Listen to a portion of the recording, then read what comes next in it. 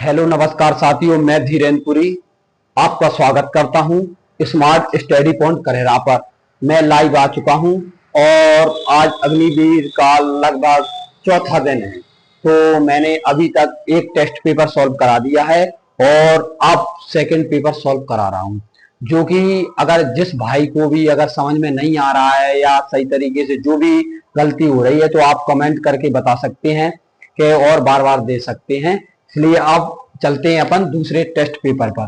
और मैं अपने यूट्यूब चैनल का नाम बता देता हूं सबसे पहले, और सभी लोग जो भी मतलब लाइव देख लिया करे और लाइव नहीं देख पा रहा है वो यूट्यूब पे वीडियो डली रहती है तो देख लिया करे। स्मार्ट स्टडी पॉइंट करेरा, ये मेरा यूट्यूब चैनल है। तो इस पर ये वीडियो जो मैं बना रहा हूँ, जो टेस्ट पेपर अग्निवीर के सॉल्व करवा रहा हूँ, इस पर डलेंगे। तो सबसे पहले चलते हैं अपन अपने क्वेश्चन पर। क्या है कि 25% का समतुल्य मान क्या है? क्वेश्चन है कि 25% का समतुल्य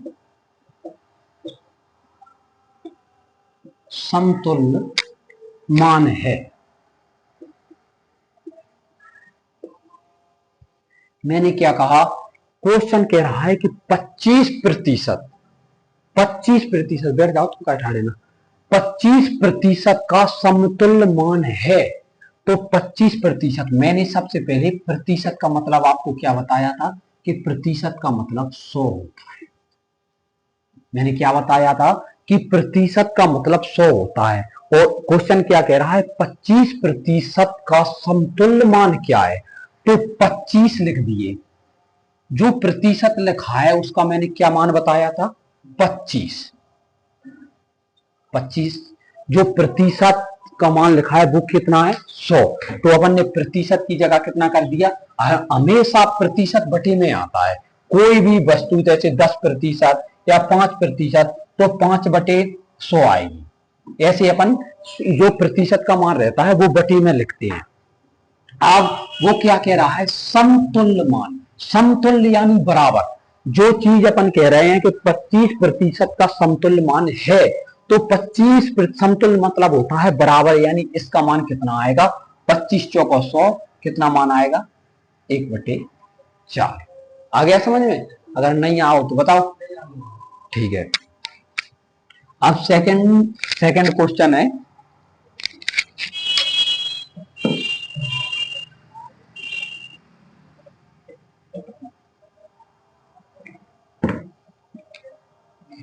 सेकंड क्वेश्चन है 34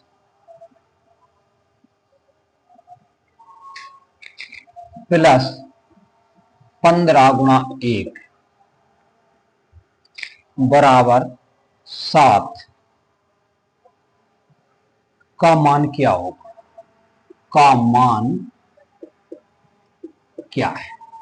तो इसमें तो कोई दिक्कत ही नहीं होगी, क्योंकि 15 एकम 15 गुणा तो सबको करना आता ही है। तो 34 और 15 कितने हुए? 49। 34 और 15 कितने हुए? ऐसे 34 लिखे। 15 एकम 15, नीचे कितना है? 7। तो 15 में 34 जोड़ेंगे, कितना हो गया? 49। 49 में 7 का भाग देंगे, कितना आ गया? 7। आ गया समझ में? उतार सकते हो। नहीं, यूट्यूब पे जो वीडियो डली है एक बार और देख लिया करो तो और अच्छे से समझ में आ जाएगा और उतार लिया करो। अब आता है थर्ड क्वेश्चन। किसी संख्या का 1/4 यदि 6 है तो संख्या क्या है? तीसरा क्वेश्चन है दूसरे सेट पेपर का। किसी संख्या, क्वेश्चन है किसी संख्या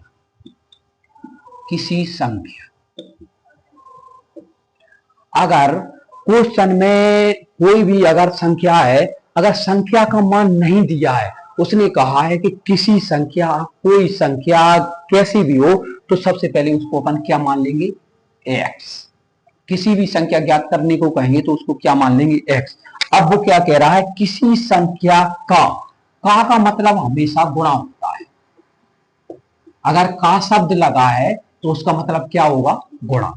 तो किसी संख्या यानी किसी संख्या अपन ने क्या लिख ली, x का मतलब गुणा किसी संख्या का 1/4, किसी संख्या का 1/4 यदि 6 है, 6 यानी जाके बराबर जो पूरी संख्या कितनी 6 है, तो संख्या क्या है।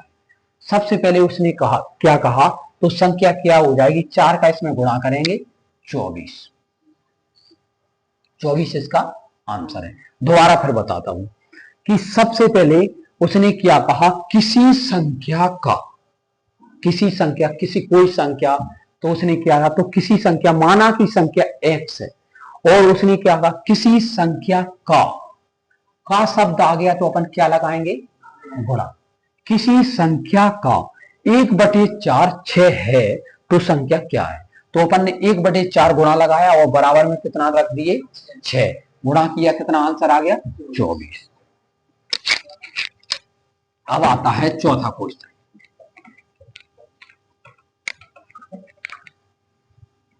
चौथा क्या है, 160 हरी व सफेद गेंदें हैं, 160। उसने क्या कहा कि 160 हरी प्लस सफेद गेंदें, सफेद गेंदें। अब मैंने सबसे फर्स्ट वाली क्लास में आपको पढ़ाया था कि कोई भी दुनिया की कोई भी वस्तु है तो वो अपने आप में कितनी होती है, 100% होती है। तो मैंने क्या कहा, कोई भी वस्तु है, जैसे उसने हरी कही तो हरी गेंदें हैं, तो कोई भी वस्तु है तो वो अपने आप में कितनी होती है, 100%। तो हरी एक गेंद आ गया तो ये कितनी होगी, 100%। ये सफेद गेंद है तो ये कितनी होगी अपने आप में, 100%। अब उसने 100 प्लस, और उसने प्लस करके दोनों को कहा है, तो अपन दोनों को, ये अलग अलग नहीं है, ये दोनों को एक ही मान लेंगे। प्लस का मतलब होता है, जैसे अपन कोई भी है, मैंने कहा कि आपके पास 20 रुपए हैं, 20 रुपए हैं, 10-10 के 2 नोट हैं, तो अपन कहेंगे, मैं कहूंगा कि शिवाजी के पास 20 रुपए हैं, तो एक ही तो कहा के मतलब 20 रुपए टोटल है। अब कोई जो के कहेगा कि 10 रुपए के ये हैं और 10-10 के 2 नोट हैं, ठीक है, पर मैंने बीच में प्लस लगा दिया, तो अपन कितना कहेंगे इसको, कि 20 रुपए का 20 रुपए हैं टोटल। और नोटों की बात करेंगे तो नोट कितनी है, 2। ऐसे ही है, हरी और सफेद है, लेकिन उसने बीच में प्लस लगा दिया तो टोटल मानेंगे तो एक ही, लेकिन उसने कहा कि 160 गेंदें हैं हरी प्लस सफेद, तो जितनी भी ये गेंदें हैं जो अपने आप में कितना है, 100%। अब उसने आगे चलते हैं क्वेश्चन को कि 40% सफेद गेंदें। अब 40% उसने क्या कहा, मैं आपको मिटा के बताता हूं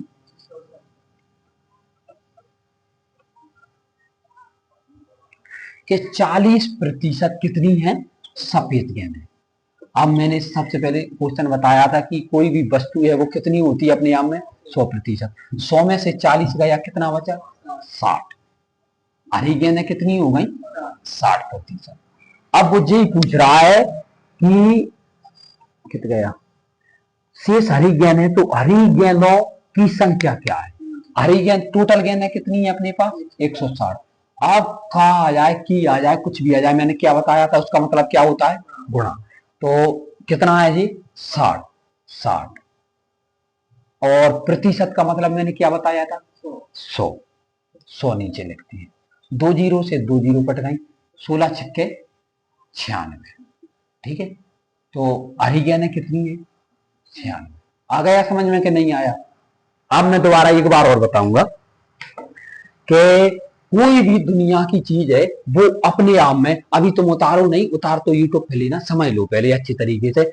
कोई भी वस्तु है, ये पेन भी है, कोई भी वस्तु है वो अपने आप में 100% होती है, तो 100% होती है। उसने कहा कि 160 गेंदें हरी प्लस सफेद। अब ये तो दो चीजें हो गई, मैंने तो आपको एक बताया है कि एक अपने आप में 100% होती है, लेकिन मैंने आपको उदाहरण देके भी बताया कि अगर आपके पास 10-10 रुपए के 2 नोट हैं, मैं या तो उसको टोटल बोल दूं कि 20 रुपए हैं, या जी कह दूं 10-10 रुपए के 2 नोट हैं, तो ऐसे ही उसने बोल दिया कि हरी प्लस प्लस शब्द आ गया, यानी दोनों को एक ही मान रहा है, तो हरी प्लस सफेद कितनी है 160। अब उसने सफेद गेंदों का प्रतिशत दिया है कि 40% अगर सफेद हैं, तो मैंने सबसे पहले बताया था कि 100% होती है कोई भी वस्तु, टोटल 100 है तो कितना बचा 60, और 160 का और प्रतिशत का मतलब मैंने आपको पहले बता दिया था, उसका मतलब होता है 100। 0 से 0 कट गए, 16 सिक्के 96, आंसर कितना आया 96। चलो अब आगे चलते, आया समझ में कि नहीं। पांचवी क्वेश्चन है, पांचवा क्या कहता है, 100:50 को सरलतर रूप में व्यक्त करो। 100 ये डबल ये चिन्ह है, इसका मतलब क्या होता है, क्या पता है, अनुपात। 100:50 को सरलतम रूप में व्यक्त, सरलतम रूप का मतलब क्या है, सरलतम रूप में व्यक्त करो। उसने क्या कहा कि सरलतम रूप में व्यक्त करो। सरलतम का मतलब क्या होता है, सरल करो कोई भी वस्तु। उसने क्या कहा कि 100:50 को सरलतम रूप में व्यक्त करो, तो ये यानी ये कठिन चीज दी है, तो अपन ये उसने क्या कहा कि इसको सरल बनाओ, यानी इसका मतलब ये हुआ कि 100:50 को सरलतम रूप में व्यक्त करो, यानी ये जो अनुपात दिया है वो कठिन है, तो इसको सरल करना है, यही वो कह रहा है। तो अपन काटते हैं सरल, 50 दूनी 100, 50 एकम 50, या ऐसे काटो, 1 0 से 1 0 कट गई, 5 एकम 5, 5 दूनी 10, 2:1, इससे आगे तो कट नहीं सकता, सबसे सरल यही है, तो यही पूछा है। आ गया समझ में। अब आता है छठवां क्वेश्चन,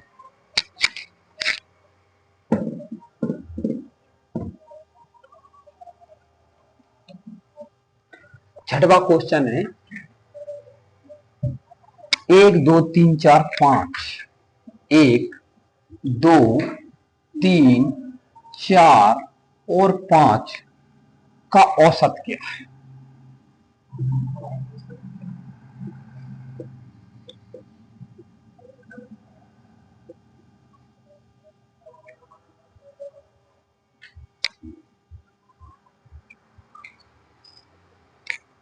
औसत क्या है, तो मैंने सबसे फर्स्ट क्लास हुई थी तो आपको औसत के बारे में मैंने पढ़ाया था कि औसत, औसत क्या है। सबसे पहले अपन क्वेश्चन को ना देखते हुए औसत को देख लेंगे। औसत, औसत यानी बीच, ना ज्यादा हाई है ना ज्यादा लो, यानी बीच का जो एवरेज होता है उसे ही अपन औसत कहते हैं। कि जैसे मान के चलो अपन करेरा से लेके शिवपुरी तक जाते हैं, तो करेरा में जो मार्केट है उसमें लगभग अपनी गाड़ी की स्पीड 40 है, और जैसे ही हाईवे लगाओ तो हाईवे की लगभग स्पीड 80 कर दी, तो मार्केट में कितनी थी 40, और हाईवे पे कितनी हो गई 60, 80, 80 कर दे। अब उसने क्या कहा कि जो करेरा से लेके शिवपुरी तक औसत एवरेज बताओ, तो मार्केट में कितनी थी 40, हाईवे पर कितनी थी 80, दोनों को जोड़ो कितना हुआ 120, 120 में 2 का भाग दे दिया, कितना आ गई औसत एवरेज 60। ऐसे ही अपन इसको ज्ञात करेंगे कि औसत एवरेज हमेशा बीच का होता है, ठीक है, ना ज्यादा लो संख्या ना ज्यादा हाईएस्ट, बीच का एवरेज होता है। यानी अब मैंने क्या कहा था 40 और 80 लिया था अंतर, अब अपना एवरेज औसत कितना आया था 60। अब 40 से 60 कितनी कितने का अंतर है 20 का, 60 से 80 में कितने का अंतर है 20 का। यानी मैं जी तुम्हें सिखाना चाह रहा हूं कि जो औसत संख्या दी रहती है तो समान रहता है, अपन को ऐसा औसत ज्ञात करना है कि जितनी संख्याएं दी हैं उनमें समान अंतर हो, यानी बीच का एवरेज हो। ऐसा नहीं है कि हर संख्या में समान अंतर दिया हो, नहीं, तो समान अंतर नहीं दिया है तो वो क्वांटम में जाएगी। अब इसमें कितनी का अंतर है, इसमें कितने का अंतर है एक, इसमें भी 1 का और इसमें 1 का, दो संख्याएं दी हैं, दो संख्याएं, बीच का एवरेज क्या हो गया, आंसर कितना हो गया औसत क्या 3। अब अपन मतलब सॉल्व भी डिटेल से कराते हैं। पदों की कुल संख्या 1 2 + 3 + 4 प्लस 5।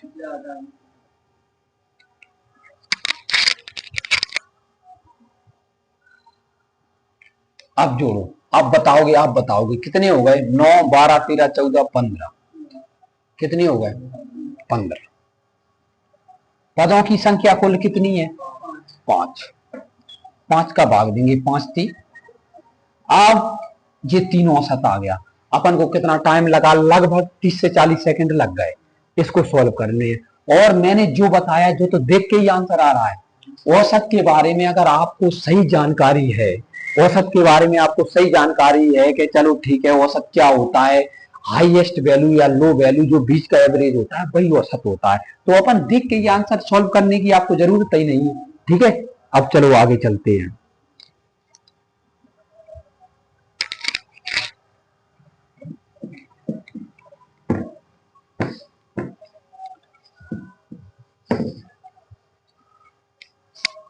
अब आता है 7वां, प्रथम 5 सम संख्या का औसत क्या है?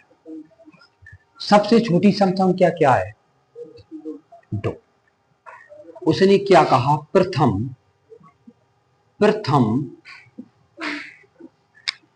5 सम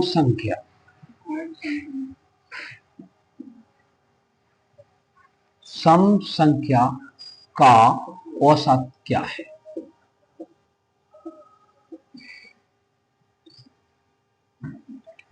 प्रथम 5 सम संख्या, प्रथम का मतलब क्या है? प्रथम का मतलब होता है शुरुआत। तो प्रथम आपसे सबसे पहली संख्या क्या है? सम 2। दूसरी क्या है? 4। तीसरी क्या है? 6। चौथी क्या है? 8। पांचवी क्या है? 10। 5 ही उसने कहा। अब मैंने थोड़े टाइम पहले आपको औसत के बारे में बताया था कि औसत में अगर समान अंतर है तो एवरेज क्या होता है? बीच का। मैंने क्या बताया था आपको कि औसत में अगर समान अंतर है तो एवरेज कितना होता है? बीच का।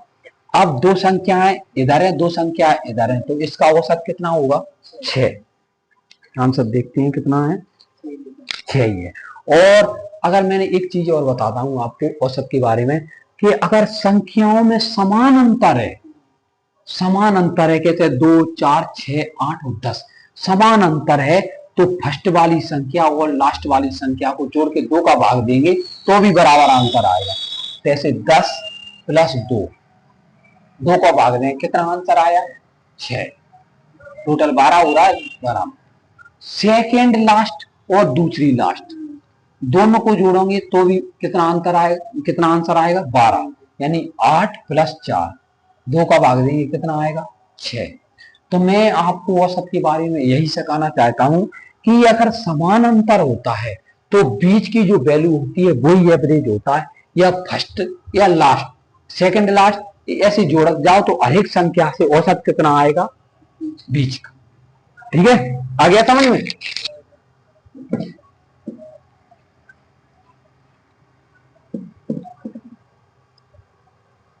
अब आते हैं 8वें क्वेश्चन पर। अजीज एक काम को 15 दिन में पूरा कर सकता है। यदि अजीज ने 3 दिन काम किया तो बताएं शेष काम कितना? अजीज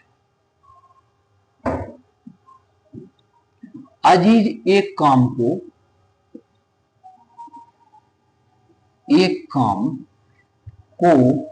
15 दिन में पूरा कर सकता है, यानी 15 दिन में पूरा कर रहा। ठीक है, उसने क्या कहा?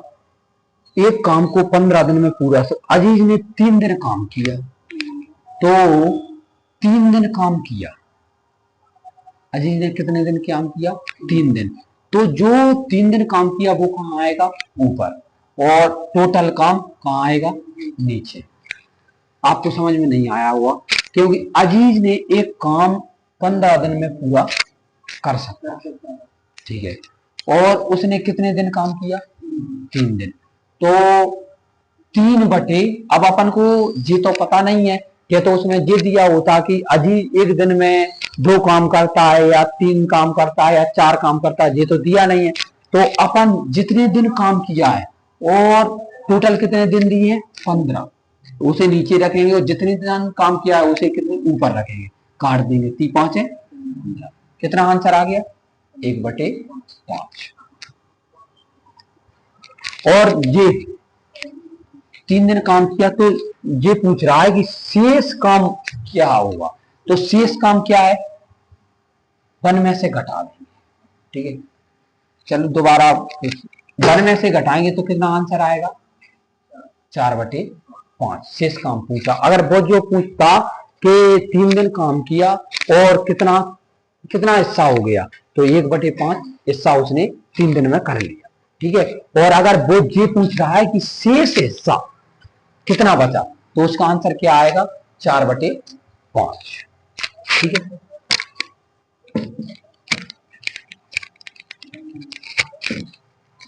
नौवां क्वेश्चन है,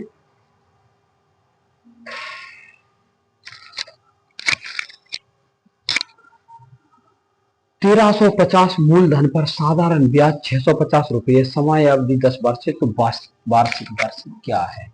साधारण ब्याज, साधारण ब्याज का मैंने तुमको सबसे फर्स्ट क्लास में एक फॉर्मूला लिखवाया था, जिसको आज जो दोबारा फॉर्मूला फिर लिखवा रहा हूं, आगंदा नहीं लिखाऊंगा, जिसे कृपया सभी याद कर ले। आज की साधारण ब्याज बराबर होता है, साधारण ब्याज बराबर होता है मूलधन गुणा दर गुणा समय बटे 100। ठीक है बाबा, आ रहा है समझ में? साधारण ब्याज का ये फॉर्मूला होता है। ठीक है, ये साधारण ब्याज बराबर होता है मूलधन गुणा दर गुणा समय बटे 100। अब बस इसी में वैल्यू पुट कर देंगे तो आंसर आ जाएगा। साधारण 1350 मूलधन 50, फिर कह रहा है साधारण ब्याज 650। ठीक है, अब वो क्या क्या कह रहा है? 10 वर्ष समय, दर उसने दी नहीं है, 10 वर्ष समय दिया है, और नीचे क्या आता है? 100। ठीक है, अपन काट देंगे, 2 जीरो से 2 जीरो कट गए, 2 जीरो से 2 जीरो कट गए, 135 कैसे कट रहा है? बटे में आ रही है क्या दर? हाँ कोई बात नहीं, 5 दूनी 10, 5 से काट दो, 5 दूनी 10, 5 7 35, और 5 ही कम 5, 5 थी 15, यानी 130। 130 में जब 27 का भाग देंगे, जो ये कितना हो गया? 130। इतने कितना हो गया? 27, जाए एक्स मान लो दर को, 27x। आप 27 का 130 में भाग दो,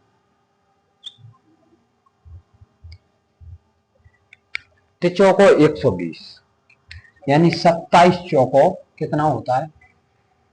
7 चौको 28 की 8, मसलाइन दोस्त, 4 दूनी 8, 9 10, 108। 108, 27 चौको 108, तो चौको 12, सही है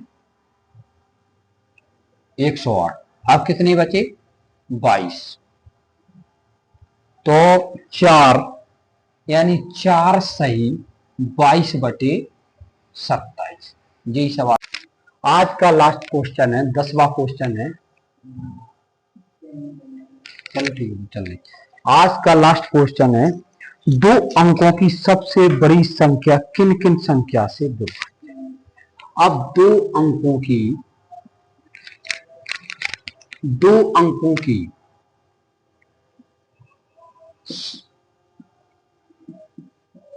सबसे बड़ी संख्या, सबसे बड़ी संख्या, सबसे पहले ये पूछते हैं 2 अंकों की सबसे बड़ी संख्या किससे विभाज्य है? 2 अंकों की सबसे बड़ी संख्या क्या होती है? बताओ, 2 अंकों की सबसे बड़ी संख्या क्या है? 99। अगर अपन 99 से 100 करते हैं तो वो 3 अंक की बन जाएगी, इसलिए अपन 1 से लेके जब अपन 100 तक गिनती करते हैं तो 99 आता है और 2 अंकों की सबसे बड़ी संख्या हो जाती है। अब उसने क्या कहा है कि दो अंकों की सबसे बड़ी संख्या किन किन से भाज्य है, किन से भाज्य है। ठीक है, तो अपन सबसे पहले 99 लिखेंगे। 99 के मैंने तुम्हें एलसीएम लेना सिखाया था, एलसीएम लेना सिखाया था कि अब दो अंकों की सबसे बड़ी संख्या कितनी है, 99। 99 है तो अपन सबसे पहले 3 से काटते हैं। पहले 1 से काटेंगे, 2 से काटेंगे, 2 से नहीं काट रहे, 3 से काटेंगे तो 3 त्रिके 9, 3 त्रिके 9, फिर 3 से काटेंगे, 3 एकम 3, 3 एकम 3। अब 11 एक ऐसी संख्या है, 11 एक अभाज्य संख्या है। अभाज्य संख्या के बारे में मैंने तुमको बताया था कि अभाज्य संख्या वह संख्या होती है जिसके केवल 2 गुणनखंड होते हैं। अभाज्य संख्या, दोबारा फिर सुनेंगे कि अभाज्य संख्या वह संख्या होती है जिसके केवल 2 गुणनखंड होते हैं, एक खुद होता है और एक खुद संख्या और एक होता है। प्रत्येक अभाज्य संख्या और प्रत्येक भाज्य संख्या सभी का गुणनखंड एक तो सब में चलता है, तो 11 सिर्फ 11 से कटेगा, 11 एकम 11, तो 3 त्रिके 9। ऑप्शन के आधार पर 3 त्रिके 9, तो जो भाज्य 99 वो किन किन संख्याओं से भाज्य, 9 और 11। यही सवाल का आंसर है। तो आज मैंने लगभग 10 क्वेश्चन सॉल्व करा दिए हैं। तो आज जो टेस्ट पेपर था तो सेकंड टेस्ट पेपर सॉल्व हो गया है और ऐसे ही आगे अपन पढ़ाते रहेंगे। अग्निवीर का फर्स्ट टेस्ट पेपर सॉल्व करा दिया और धीरे धीरे अपन आगे भी ऐसे ही सॉल्व कराते जाएंगे। डेली में आपको 10 से 15 क्वेश्चन सॉल्व करा दिया करूंगा, आप देख लिया करिए, और लास्ट टाइम जीएस का टारगेट भी आपको दे दिया करूंगा। और बस याद करते चलो, ऐसे आपका 3 से 4 महीने में लगभग कोर्स कंप्लीट हो जाएगा। और बस यहीं विश्राम करते हैं। जय हिंद।